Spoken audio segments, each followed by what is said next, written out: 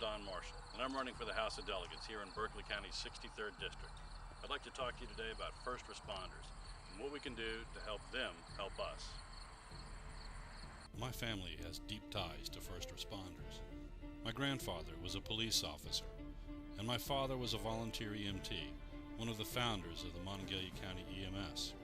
So I grew up with a police scanner playing in the background at our family dinners. On September 11th, I had my own brush with heroes. I was serving as a stretcher bearer at the Pentagon, and as I waited to go into the building, I watched the firefighters going into that burning building, and I watched them be carried out because they'd gone beyond the limits of their oxygen tanks.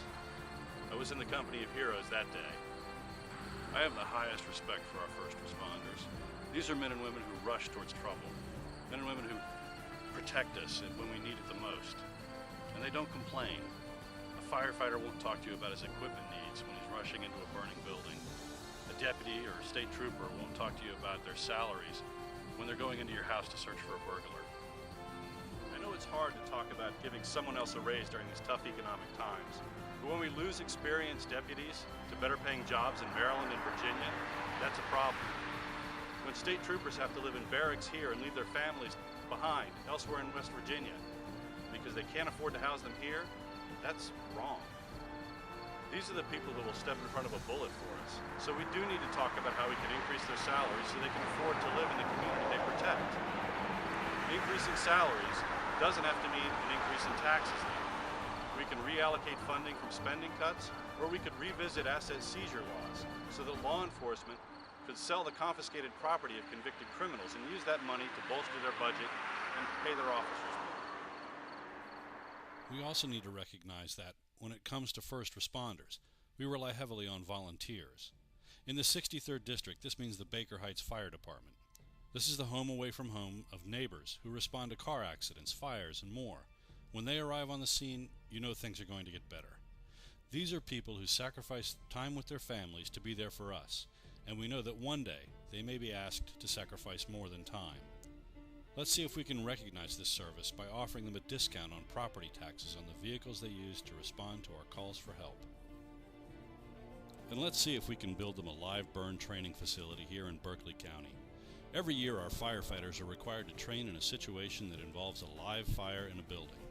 Currently they have to wait in line and then travel to Loudoun County or Central West Virginia to get this certification. We could build a live burn training facility here in Berkeley County.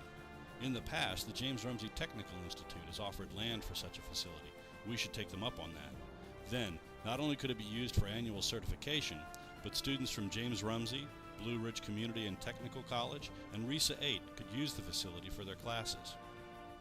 The building would have the capacity to handle a variety of flammable materials, which would reflect the changing nature of the materials we use in construction. The facility would also have movable interior walls, so the layout of the building can be changed so firefighters never enter the same training layout twice. This feature will be especially useful when law enforcement organizations use it for tactical training. Ultimately, the facility would serve the 8 counties of RESA 8 and could be used by out-of-state firefighters or law enforcement. These firefighters and law enforcement officers coming from surrounding counties would put money into our local economy, eating at our restaurants and staying at our hotels. And if we're able to charge a small facility fee, we'll have to explore this. We could use that revenue to help fund equipment upgrades for Berkeley County's first responders. With your help, with your vote, I want to give our first responders the tools they need to keep us and them safe. We won't get there through partisan political attacks. This isn't about your party, it's about our future. It's about leadership, not politics. I'm Donn Marshall, and I'm asking for your support.